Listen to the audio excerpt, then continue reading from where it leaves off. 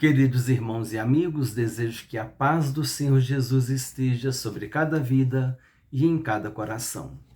A lição 12, que será ministrada no dia 22 de dezembro de 2024, tem como título A Promessa de Vida Abundante.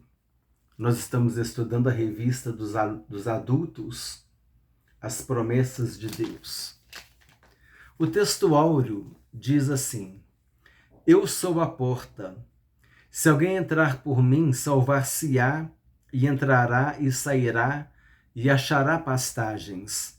O ladrão não vem senão a roubar, a matar e a destruir.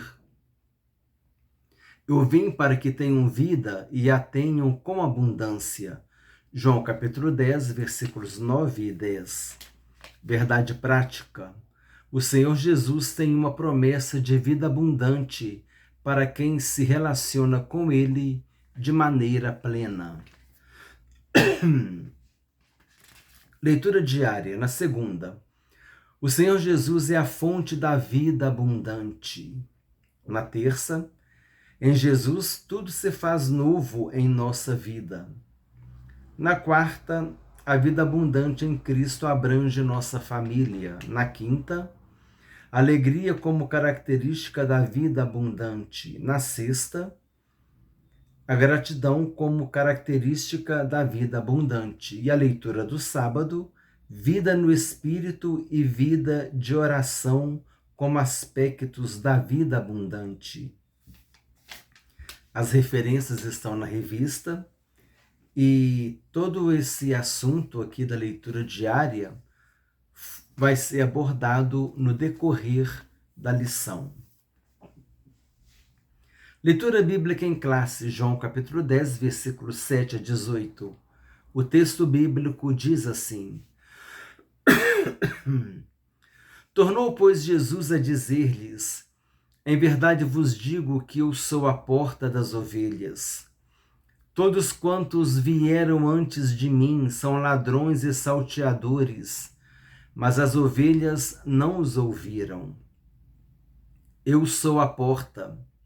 Se alguém entrar por mim, salvar-se-á, e entrará e sairá, e achará pastagens. O ladrão não vem senão a roubar, a matar e a destruir. Eu vim para que tenham vida e a tenham com abundância. Eu sou o bom pastor. O bom pastor dá a sua vida pelas ovelhas. Mas o mercenário que não é pastor, de quem não são as ovelhas, vê vir o lobo e deixa as ovelhas e foge, e o lobo as arrebata e dispersa. Ora, o mercenário foge porque é mercenário e não tem cuidado com as ovelhas. Eu sou o bom pastor e conheço as minhas ovelhas, e das minhas sou conhecido. Assim como o Pai me conhece a mim, também eu conheço o Pai e dou a minha vida pelas ovelhas. Ainda tenho outras ovelhas que não são deste aprisco. Também me convém agregar estas, e elas ouvirão a minha voz, e haverá um rebanho e um pastor. Por isso o Pai me ama, porque dou a minha vida para tornar a tomá-la. Ninguém me tira de mim, mas eu de mim mesmo a dou. Tenho poder para dar e poder para tornar a tomá-la. Esse mandamento recebi de meu Pai. Jesus disse aqui: Eu sou a porta, se alguém entrar por mim, salvar-se-á. O redil, o aprisco, né, era uma cerca que, onde naquele limite ali daquela cerca, muitas vezes levantando um muro de concreto, ali as ovelhas ficavam. E ali tinha uma porta. Aquela porta, a ovelha saía e ia encontrar pastagem. Quando o pastor ia guardar as ovelhas, elas voltavam por aquela porta. E ali o pastor fechava aquela porta, ficava de guarda ali naquela porta, e as ovelhas ficavam em segurança. Por isso que Jesus disse: as ovelhas sairão, vão encontrar pastagem, vão se alimentar, vão beber água no rio, nas águas tranquilas, né? Porque a ovelha gosta de água tranquila, e volta para o aprisco, e ali, no final do dia, o bom pastor, né? O pastor que cuida das ovelhas, fecha as ovelhas, tranca elas direitinho ali naquele redil, naquele cercado, que muitas vezes tinha um muro, né? Uma parte de muro de concreto, e ali as ovelhas ficavam em segurança.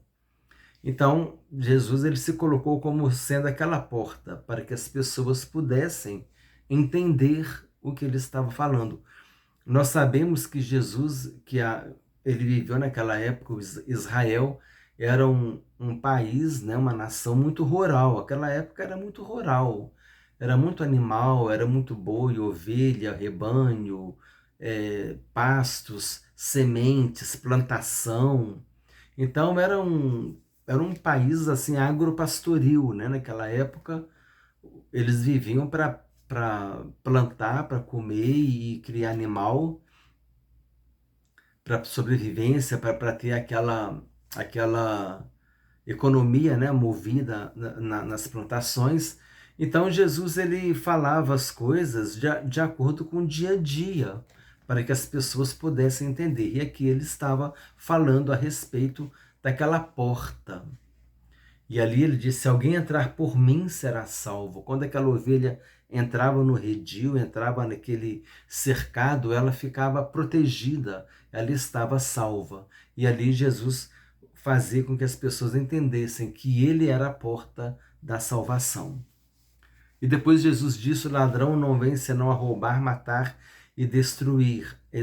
No contexto aqui, esse ladrão não é o diabo, mas sim aqueles maus obreiros, aquelas pessoas que vinham trazendo mensagens mentirosas, né? Mensagens que não eram palavras de vida que Jesus trazia. Jesus disse: as palavras que eu vos tenho proferido são espírito e vida. Pedro disse: Senhor, para quem iremos? Tu tens as palavras de vida eterna. Então havia uma diferença. Então Jesus disse ali que o ladrão veio para roubar, matar e destruir. Eram o que hoje poderíamos dizer os falsos obreiros, que ensinam coisas deturpadas, coisas que estão fora da palavra de Deus. E espiritualmente falando, numa aplicação espiritual, a gente aplica também que o diabo veio para roubar, matar e destruir. Mas no contexto ali, não é o diabo que Jesus está falando. Ele está se referindo àquelas pessoas más que traziam palavras que não eram palavras de vida, né? Que não eram palavras que traziam transformação. O que seria hoje os maus obreiros. E aqui no versículo 16 também é interessante a gente considerar: ainda tenho outras ovelhas que não deste aprisco. Também me convém agregar estas, e elas ouvirão a minha voz, e haverá um rebanho e um pastor. Essas ovelhas de outro aprisco, irmãos, somos nós, somos os gentios. Jesus veio para o que eram os seus, mas os seus não o receberam. Mas apesar da nação não ter recebido Jesus, mas muitos judeus creram em Jesus, não é? Ali também, depois de Atos dos Apóstolos, que numa só pregação de Pedro, quase 3.000 almas se converteram. Aqueles ali eram judeus, né? Eram pessoas que foram alcançadas pela palavra de Deus. E Jesus também ensinando depois que o outro aprisco seriam os gentios convertidos. Então, judeus convertidos seriam o rebanho.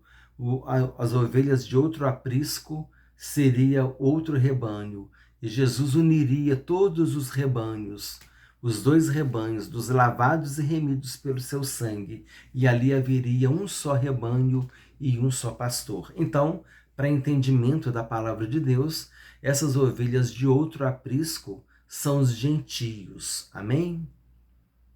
Então são três coisas interessantes para a gente destacar nesse texto. A questão da porta, que entrava e saía as ovelhas, né? E quando elas voltavam, elas ficavam em segurança. A questão do ladrão, que veio para roubar, matar e destruir. No contexto não se refere ao diabo, mas numa aplicação espiritual podemos aplicar ao diabo, porque ele veio mesmo, né? Para roubar, matar e destruir. Mas para isso Jesus se revelou, para destruir as obras do diabo. Olha, glória a Deus. Olha que contraponto, né, irmão? De uma aplicação espiritual, que o diabo veio para roubar, matar e destruir, mas para isso Jesus se revelou, para destruir as obras do diabo. Graças a Deus. E a questão das ovelhas do outro aprisco, que se referem aos gentios. O plano de aula, a introdução. Muitas pessoas vivem um contexto de vida completamente contrário à promessa de vida abundante que Jesus prometeu, conforme lemos em João capítulo 10. Nosso Senhor é a porta por onde suas ovelhas passam. Ele é o bom pastor que cuida delas. Por isso, quem está em Cristo encontra verdadeiramente a vida abundante que ele prometeu. Nesta lição, veremos que o nosso Senhor é a fonte desta vida abundante e que, mediante um relacionamento profundo com Jesus, desfrutaremos da vida que ele promete. Apresentação da lição, objetivos da lição. O objetivo do item 1, apresentar o Senhor Jesus como a fonte da vida abundante. O objetivo do item 2, conceituar e explicar a vida abundante. O objetivo do item 3, elencar o que identifica a vida abundante. Letra B, motivação. Diferentemente da vida que o mundo promete como ilusão, a vida abundante que o Senhor Jesus nos promete tem a ver com a alegria, com a disposição de cultivar a gratidão pelo que Deus faz, experimentar uma vida cheia do Espírito de Deus por meio de sua presença, mediante uma vida de oração. É uma vida de profundidade com Deus por meio de Jesus. A lição vai enfatizar muito isso. Ela vai enfatizar a vida com alegria, né? Aí eu destaco ali a alegria da salvação, que nós temos a alegria da salvação, ainda que esteja tudo difícil, ainda que esteja numa diversidade, mas nós temos a alegria da salvação. Sabemos que Jesus nos salvou, temos paz com Deus.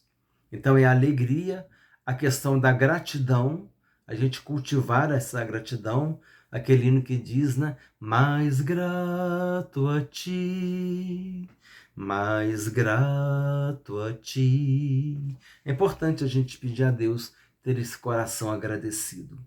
E o terceiro aqui, uma vida cheia do Espírito Santo, que é quem nos permite, né, ter uma vida de gratidão, uma vida de alegria. Conclusão da lição. Letra A, aplicação, é o que nós vamos ler. A vida que Jesus promete é vida de verdade. Ela não é um escapismo da realidade, mas uma dádiva para quem desenvolve um relacionamento vivo com Jesus. Mas uma dádiva para quem desenvolve um relacionamento vivo com Jesus pode experimentar em qualquer circunstância, né? É uma dádiva para quem desenvolve um relacionamento vivo com Jesus, que pode experimentar em qualquer circunstância. Em qualquer circunstância, né, irmãos? Conforme nós falamos, na diversidade, nas dificuldades, nas lutas, nas alegrias também, nas felicidades, nas conquistas, em qualquer circunstância, num relacionamento vivo com Jesus, a gente pode ter essa vida abundante, amém? Essa vida abundante não significa que você estará ali sempre, né, bem. Jesus disse: no mundo passareis por aflições, mas tende bom ânimo, eu venci o mundo. Essa questão de ter a vida abundante, ela está mais relacionada a uma certeza de que, ainda que tudo esteja difícil, uma diversidade, uma luta, um problema que a gente está passando, a gente tem um Deus que cuida de nós e que está no controle de todas as coisas. Amém? Isso é importante.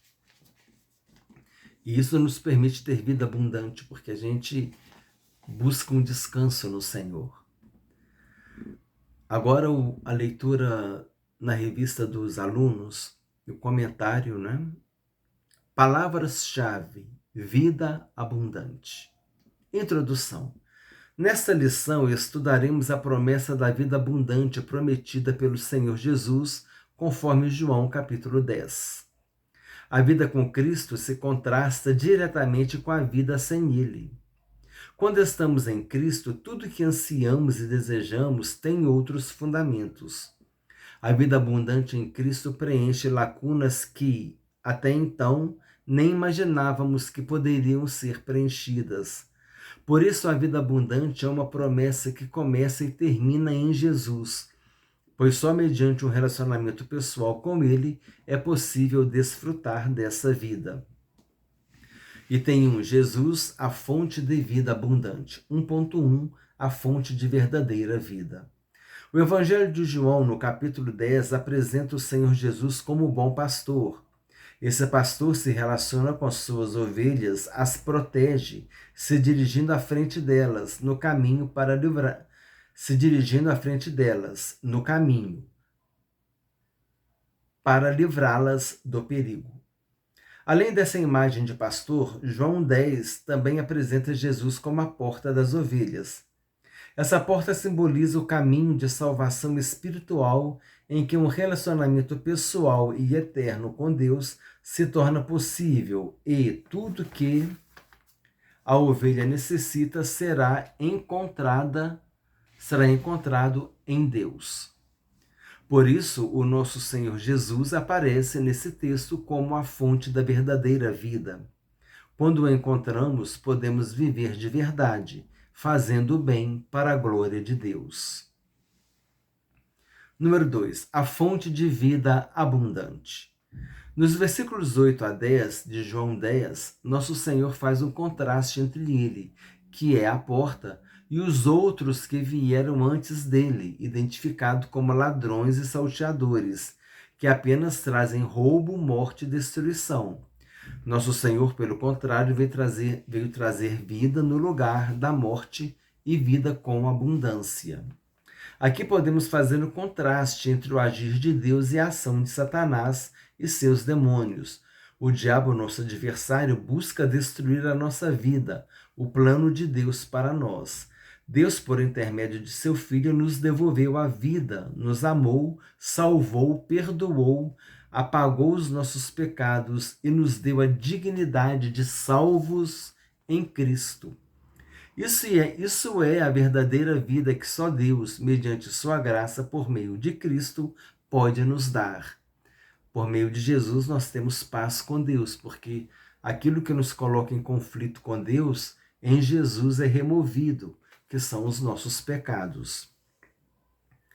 Esse parágrafo aqui, esse item 2, falou sobre os ladrões, né, que vieram antes de Jesus, e numa aplicação espiritual, o ladrão seria o diabo, né, que veio para roubar, matar e destruir. Número 3, a fonte de amor. No versículo 11, o Senhor Jesus menciona novamente a imagem do bom pastor que deu a sua vida pelas ovelhas que, além de proteger e cuidar, ele as conhece bem, e as ovelhas também o conhecem. Nosso Senhor afirma que, da mesma forma que ele é conhecido do Pai, conhece profundamente suas ovelhas e entregou sua vida por elas. Por isso, ninguém pode tirar as suas ovelhas de suas mãos, pois ele zela por elas. A relação com suas ovelhas é baseada no amor que pode ser testemunhado no relacionamento de nosso Senhor com a Santíssima Trindade. Dessa forma, o Senhor Jesus é a fonte de amor entre o bom pastor e as suas ovelhas. Ele é a nossa fonte transbordante de vida verdadeira e abundante. Ampliando o conhecimento. João capítulo 10, versículo 11.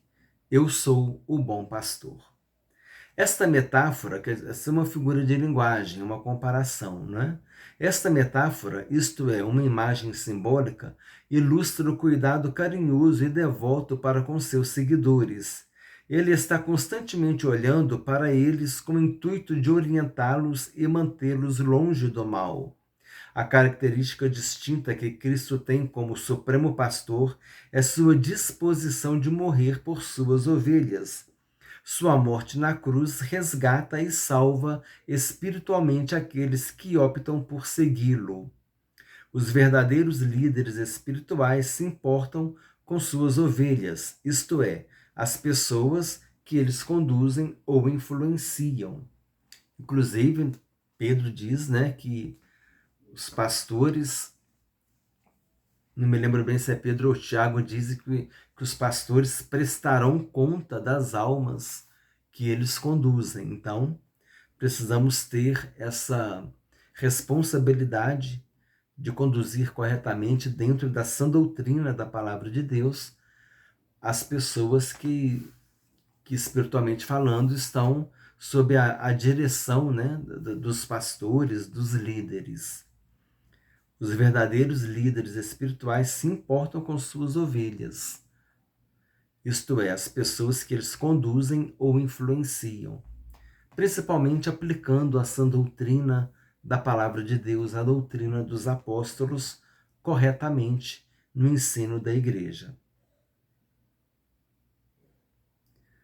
Falando sobre o sumo pastor, que é Jesus, a disposição que ele teve de morrer pelas ovelhas. Assim como aquele pastor dá a vida pelas ovelhas, ele não é um mercenário, ele é um pastor, então ele quer proteger as ovelhas, ele ama as ovelhas e as ovelhas pertencem a ele, então ele tem um compromisso.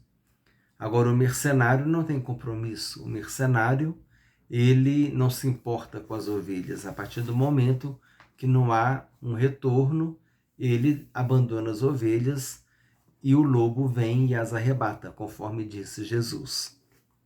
Sinopse 1, sinopse é um breve resumo.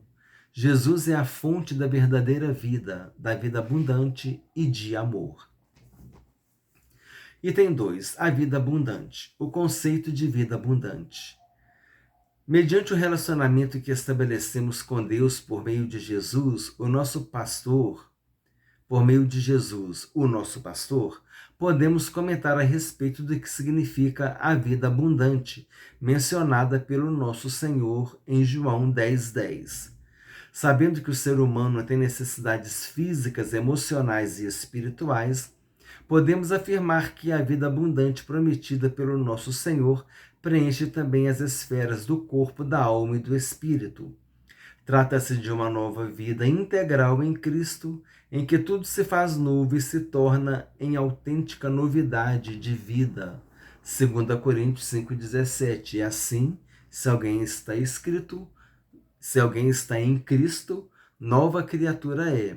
As coisas velhas já passaram, eis que se fizeram novas.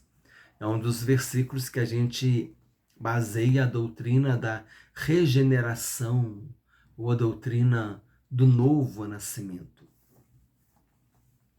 Número 2, a vida abundante também influencia a família.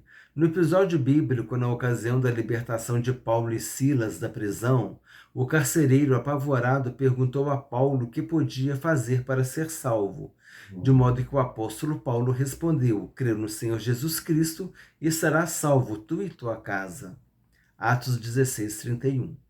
A salvação em Cristo não se aplicaria apenas ao carcereiro, mas de maneira abrangente a toda a sua casa. E não se resumiria apenas ao livramento físico de uma punição do Estado, mas a um novo tipo de vida para o carcereiro e toda a sua família. Assim aprendemos que a vida abundante prometida por Jesus abrange os nossos familiares. Aqui está falando sobre a punição do Estado. Por quê?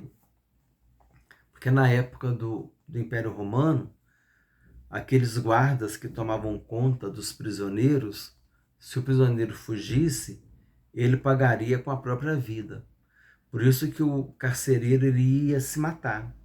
Mas Paulo disse, viu e falou assim: veja, não faça isso, vê, não faças isto, porque todos estamos aqui. E aí o carcereiro, impactado com aquilo, né, porque já sabia quem era Paulo e Silas e por que eles estavam ali na prisão. Talvez ele até tivesse ouvido Paulo e Silas pregar, libertar aquela moça, né, aquela jovem com espírito adivinhador. Então ele falou assim: o que devo fazer para ser salvo? E Paulo disse: crê no Senhor Jesus, será salvo tu e tua casa. E depois eles foram lá para a casa do carcereiro e a família também foi batizada com o carcereiro. E eles receberam a palavra, né? Foram salvos. E assim é conosco também. Vamos orar pela nossa família, interceder pelos nossos familiares, pedindo para Jesus salvar os nossos familiares. Amém?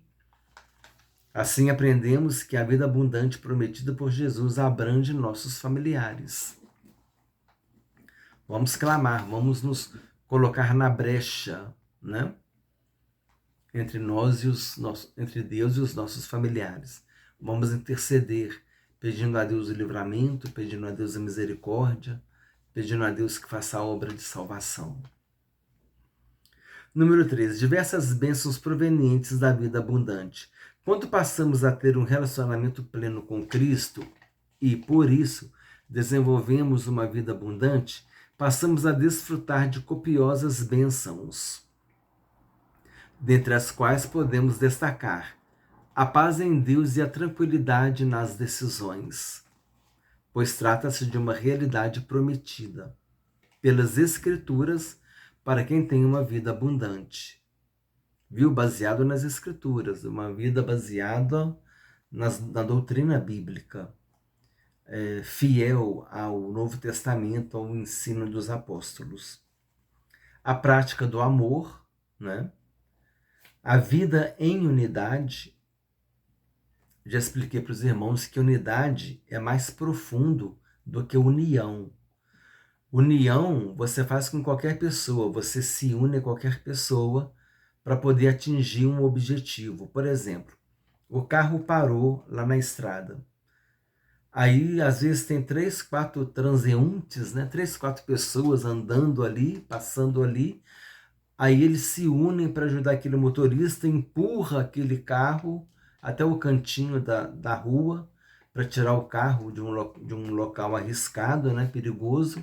E depois eles vão embora. Às vezes nem se cumprimenta, ou às vezes só se cumprimenta rapidamente e vai embora, e às vezes nunca mais se vê na vida.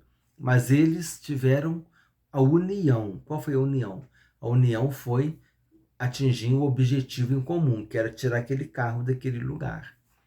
Outro exemplo que eu gosto de dar é o grupo, né, que vai apresentar um trabalho. Às vezes, colegas de escola, de turmas que não são nem próximos, mas eles vão apresentar um trabalho ali, 5 colegas vão apresentar um trabalho, até grupo no WhatsApp eles fazem, estuda, combina o trabalho, se prepara, apresenta, tirou 10 no trabalho,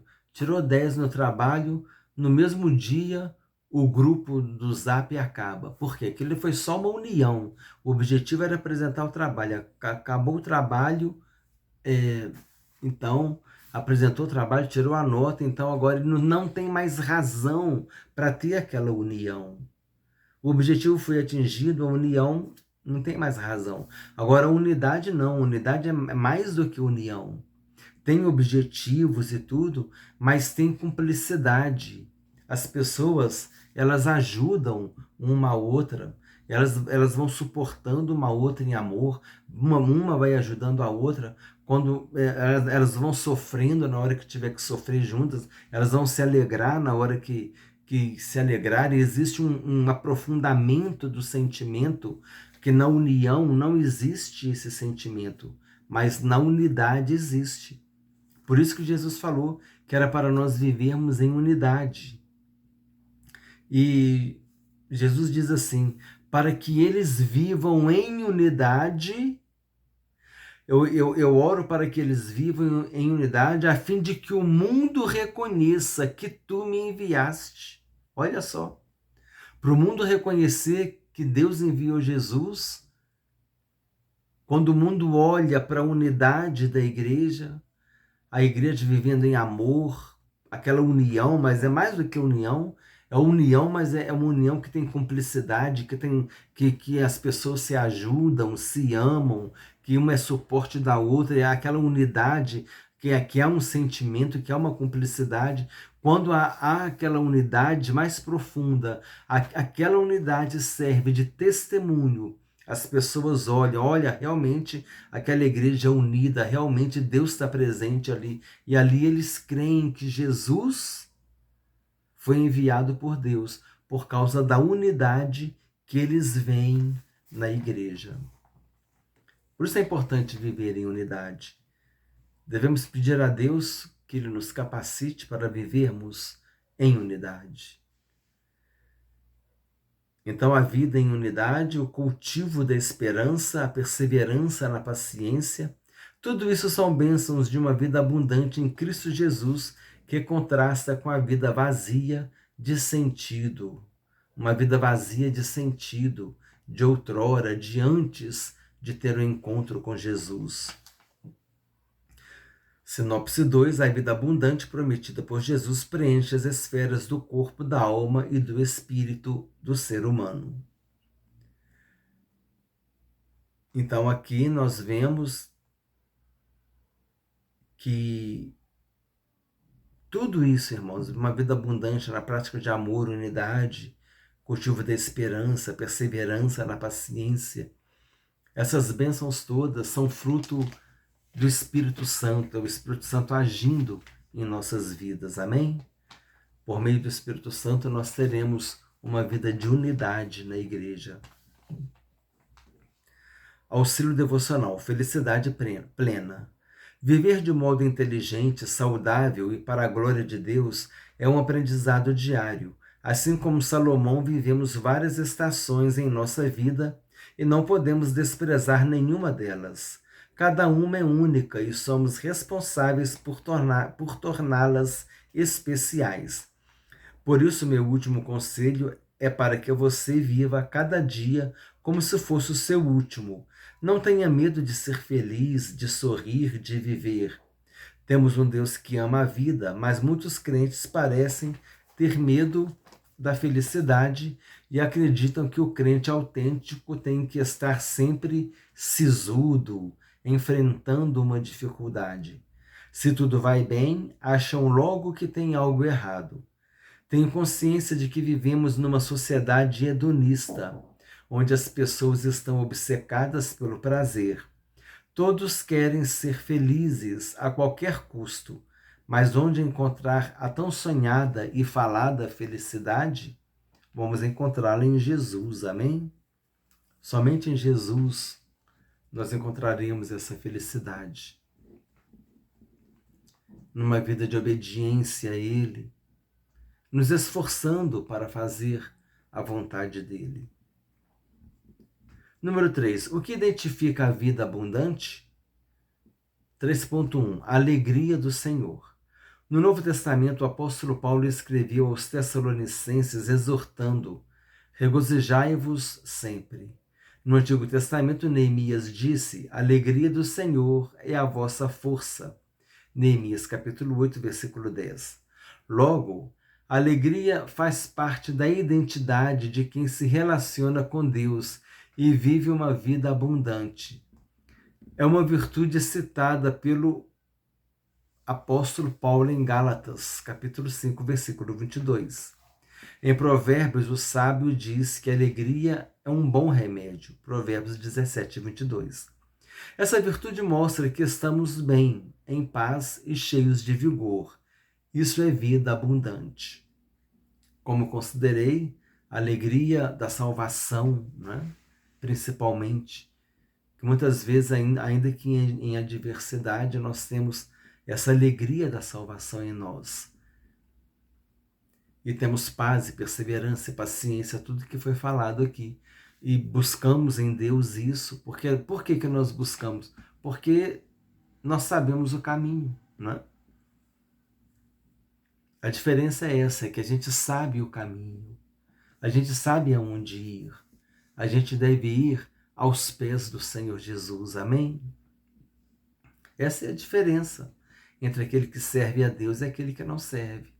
Aquele que serve a Deus sabe o caminho. Senhor, eu estou sem paciência. Senhor, não estou tendo uma vida abundante, eu estou sem paciência, eu estou irritado. O que você faz? Você se apresenta diante de Deus, busca o renovo, o Espírito Santo vem, te dá um renovo, aí você começa a ter vida abundante, né? Então, essa busca, a gente sabe onde a gente vai buscar essa vida abundante. É na presença do Senhor Jesus. Ele é a fonte de vida, né? Conforme nós já lemos aqui. 3.2, gratidão por tudo.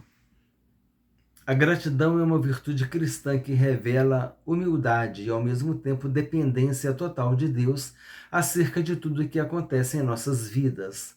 Na vida abundante, no lugar de murmurar ou reclamar das coisas, aprendemos a dar graças por tudo o que Deus tem feito de bom por nós. Em tudo dai graças, porque esta é a vontade de Deus em Cristo Jesus para convosco. 1 Tessalonicenses capítulo 5, versículo 18. Assim, a virtude da gratidão é plenamente coerente com a vida abundante, pois em Deus nos sentimos satisfeitos e plenos. Demos sempre graças em tudo. 3.3, vida no Espírito, vida de oração. Na vida abundante, o Espírito Santo preenche o crente. A Bíblia diz que para viver no Espírito devemos estar inclinados às coisas do Espírito. Então é preciso ser cheio do Espírito e andar nele para termos a vida plena. Jamais podemos extinguir o Espírito. 1 Tessalonicenses capítulo 5, versículo 19. Um exemplo indispensável para quem vive no Espírito é o cultivo de uma vida de oração. Mais uma vez, o apóstolo Paulo nos exorta: orai sem cessar. Está em 1 Tessalonicenses capítulo 5, versículo 17. Em todo tempo, precisamos reconhecer que, na rotina da nossa vida, devemos ter sempre uma ocasião para orar, quer em casa, quer no trabalho, ao acordar ou ao se deitar. O apóstolo continua a nos exortar: perseverai em oração. Colossenses 4:2. Orando no Espírito, orando em todo momento. Amém? A gente tem que buscar a presença de Deus em todo momento. Sinopse 3. O que identifica a vida abundante são a alegria do Senhor, a gratidão e a vida cheia do Espírito. Auxílio devocional, a plenitude da vida em Deus. Todos nós, como humanos, compartilhamos um desejo universal de sermos completos, para curtir a plenitude de realização do nosso destino planejado por Deus.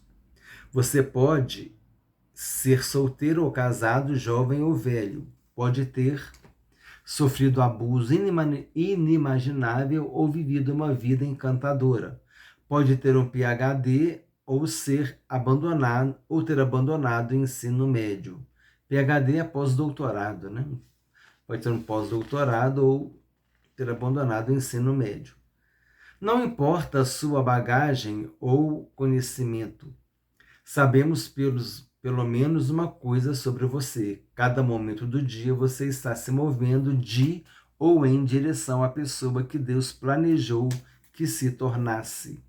Quando você atingir o nível de saúde e plenitude que estamos descrevendo, começará a se sentir singularmente bem consigo mesmo. Começará a se sentir singularmente bem consigo mesmo. Não o tipo de bem que é egoísta, mas o tipo de bem que faz de você um ser humano positivo, generoso e atencioso. Não apenas vai levá-lo a se sentir bem, mas a ser bom.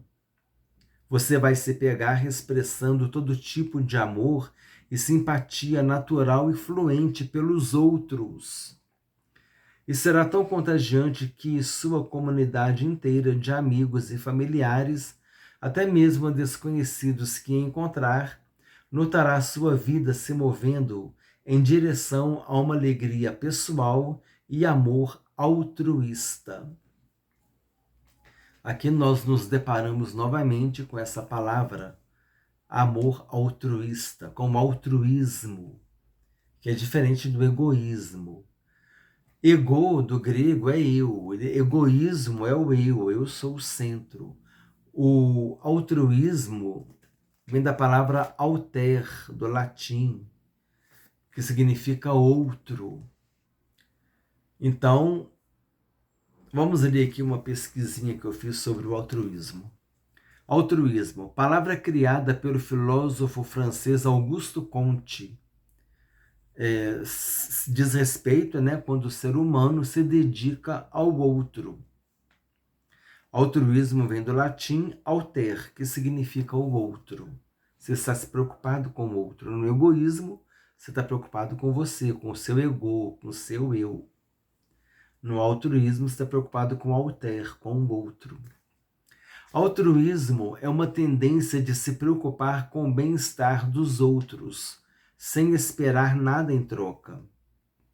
Altruísmo é um comportamento associado a virtudes como a generosidade, a solidariedade, a empatia, a compaixão. Empatia é você se colocar no lugar de uma pessoa, procurar sentir o que ela está sentindo. Uma pessoa está passando por tal situação, aí você pensa assim, peraí, e se eu estivesse passando por isso? Aí você se coloca no lugar dela, imaginando sentir a dor dela, a situação que ela está vivendo, e muitas vezes aí você acaba agindo com altruísmo, porque você fala, poxa vida, se eu estivesse passando por isso, eu gostaria que as pessoas fizessem tal coisa por mim. Então, eu vou fazer isso pelas pessoas também. Como Jesus disse, a regra de ouro, aquilo que você quer que os homens façam a vocês, vocês devem também fazer a ele. Essa é a regra de ouro de Jesus. Jesus ensinou isso no Evangelho. Então, se quer que a pessoa te faça o bem, tem que fazer o bem a ela também. Altruísmo é o amor que se preocupa com o outro, com o próximo. Aqui alguns exemplos. Aquele centurião, quando ele foi a Jesus interceder pelo seu servo, aquilo ali foi um amor altruísta. Ele foi interceder em favor do outro, né? O bom samaritano também foi um amor altruísta. Ele fez uma coisa boa pelo outro. Aqueles 4 homens que carregaram o paralítico e tiraram o pedaço do telhado na posição referente aonde Jesus estava. Então eles desceram ali em frente de Jesus, eles desceram aquele paralítico, Jesus curou aquele paralítico. Aquilo foi um amor altruísta. Eles fizeram aquilo em favor do amigo, em favor do outro. Então, o centurião romano, o bom samaritano, os 4 amigos daquele paralítico são exemplos bíblicos de amor altruísta. Se você lembrar de algum outro exemplo, deixa no comentário. Então, aqui é importante a gente entender sobre o altruísmo. Conclusão. O Senhor Jesus é a fonte da vida abundante, pois Ele mesmo nos prometeu. Essa promessa está disponível a cada crente que desenvolve um relacionamento pessoal com o nosso Senhor. Nesse relacionamento, a nossa família é abençoada. Podemos desfrutar de copiosas bênçãos, além de andarmos em alegria e gratidão em espírito. A vida abundante em Cristo é uma nova vida que Ele prometeu para os que creem nele como Salvador e Senhor. A vida abundante não significa que a gente não vai passar por um problema, que a gente não vai passar por uma dificuldade, né? Mas sabemos aonde ir, vamos aos pés de Jesus, amém? Os discípulos estavam no barco, aquela tempestade veio, eles foram a Jesus. Jairo foi a Jesus por causa de sua filha. O centurião foi interceder pelo seu servo. As pessoas foram a Jesus e receberam a sua resposta. Amém? Como eu disse, essa é a diferença. Nós sabemos aonde a gente deve ir. A gente deve ir aos pés do Senhor Jesus. Amém? Esse é o nosso lugar, o lugar de adoração, o lugar que a gente se entrega. A gente se entrega porque a gente confia. Amém? A entrega é fruto da confiança. Se você não confia, você não entrega. Mas devemos confiar no Senhor. Amém? Porque Ele é fiel. Revisando o conteúdo, 5 perguntas e respostas. Número 1. Como João 10 apresenta o Senhor Jesus? O Evangelho de João, no capítulo 10, apresenta o Senhor Jesus como o bom pastor. Número 2. Quem é a fonte da vida abundante? O nosso Senhor Jesus. 3. O que acontece quando passamos a ter um relacionamento pleno com Cristo?